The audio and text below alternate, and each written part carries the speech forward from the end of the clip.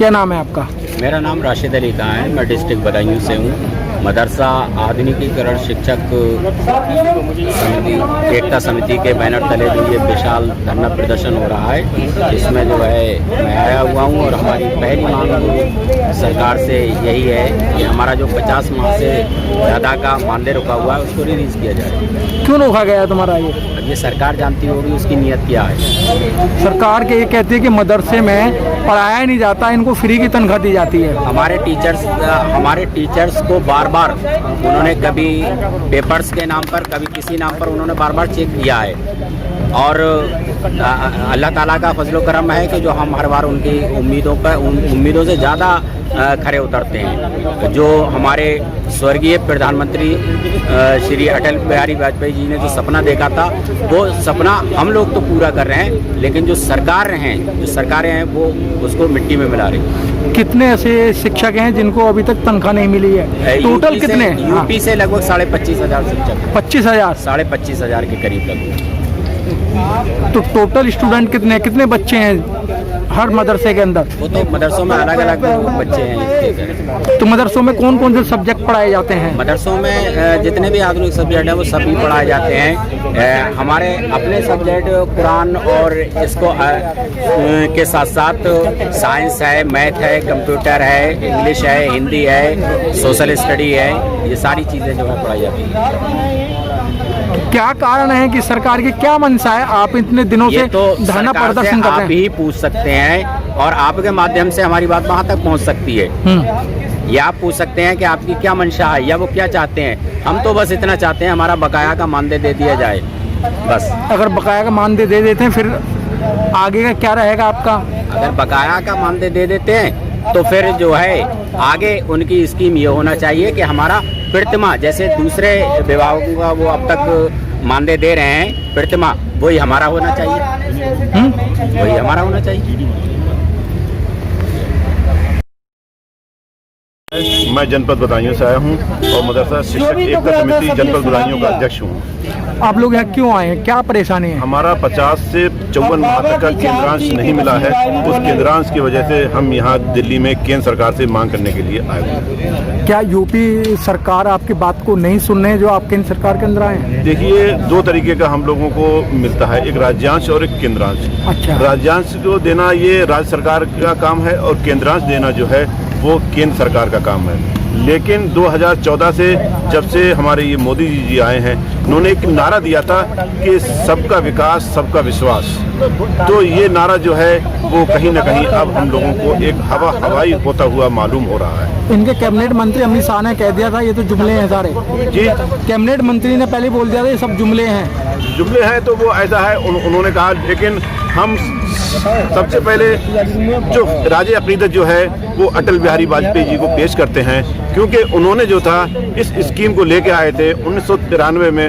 27 साल हो चुके, लेकिन 27 साल के अंदर हम मदरसा आधुनिकीकरण शिक्षक जो हैं वो भुखमरी के कगार पे पहुंचे हैं। कोई शिक्षक हमारा मूंगफली बेच रहा है, तो कोई ऑटो चला रहा है, तो कोई खेत पे मजदूरी कर रहा है। ये कोरोना काल हुआ, इस कोरोना काल के दौरान हमारे यहाँ देखिए कि सरकार ने आशा वर्कर रही हो, चाहे वो दिहाड़ी मजदूर रहा हो, चाहे वो शिक्षा मित्र रहा हो, सबको कुछ ना कुछ दिया। लेकिन कोई अभागा है तो हमारा ये मदरसा शिक्षक अभागा है जिसको कुछ नहीं मिला। हमारे 50 से 55 साथी जो हैं वो अल्लाह को प्यारे हो गए। बहुत से साथी हमारे आत्महत्या करने के लिए मजबूर हैं।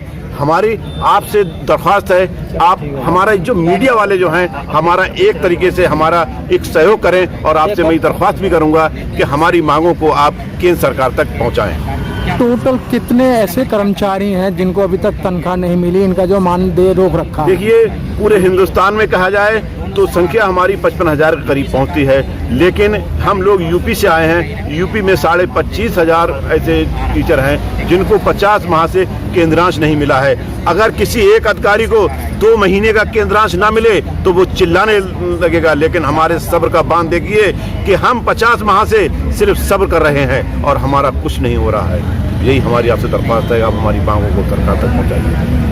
जब आपका सिलेक्शन हुआ था मदरसों के अंदर, किस बेस पे हुआ था आपका? जी, हम लोग जो हैं ट्रेन टीचर हैं, हम लोगों ने बीएड किया है, हम विज्ञान पढ़ाते हैं। मदरसों में 3 तरीके के टीचर होते हैं। एक टीचर जो होता है वो हिंदी और अंग्रेजी का होता है, एक समाजी विज्ञान का होता है और एक गणित और विज्ञान का टीचर होता है। टीजीटी बोलते हैं ना? जी जी जी हाँ, हम लोग ट्रेंड होते हैं और ट्रेन टीचर को तनख्वाह दी जाती है। जिस तरीके से माध्यमिक शिक्षा आयोग में चयन होता है वही चयन की प्रक्रिया हमारी भी है, हमारा वही चयन हो रहा है, हमारे सारे कागजों का सत्यापन हो रहा है। लेकिन क्या है कि हमें कुछ नहीं मिल रहा है, बार बार जांचें हो रही हैं। कोई कागज जो है ये राज्य सरकार कहती है कि हमने केंद्र सरकार को भेज दिया और केंद्र सरकार जो कहती है कि हमने राज्य सरकार को भेज दिया।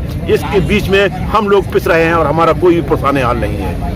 तो आपने अभी बताया कि हमारे जो शिक्षक हैं कहीं मूंगफली बेच रहा है, कुछ बेच रहा है। हाँ। एक जो इसको शिक्षक को भारत वर्ष के अंदर कहा जाता है कि ये देश का निर्माण करता है। जी जी जी जी, आज राष्ट्र निर्माता है हम लोग। राष्ट्र निर्माता आज रोड पर हैं। जिन बच्चों को आपने पढ़ाया था आज वो बच्चे आपके प्रति कैसी सोच है? वो बेचारे सोचने के लिए मजबूर हो गए हैं। वो टीचर जो इस देश को छोड़ के बाकी आप कहीं देश में जाएं, वहाँ क्या होता है कि सबसे ज़्यादा सम्मान जो है वो टीचर को दिया जाता है। लेकिन अब आगे हम हैं कि हम लोगों के बच्चे जो हैं भूखमरी के कगार पे हैं, हम लोग भूखे मर रहे हैं, हम लोग फाके कर रहे हैं, हम लोगों पे इतना कर्जा हो चुका है कि हम लोग परेशान हैं और इस कर्जे की वजह से हमारे साथी इस दुनिया से अलविदा कह चुके हैं। यहाँ पर हमारे साथी लोग जो आए हैं किस तरीके से पैसा इकट्ठा करके लाए हैं, किस तरीके से चंदा किया है, कैसे आए हैं, ये मजबूरी तो हम ही जानते हैं।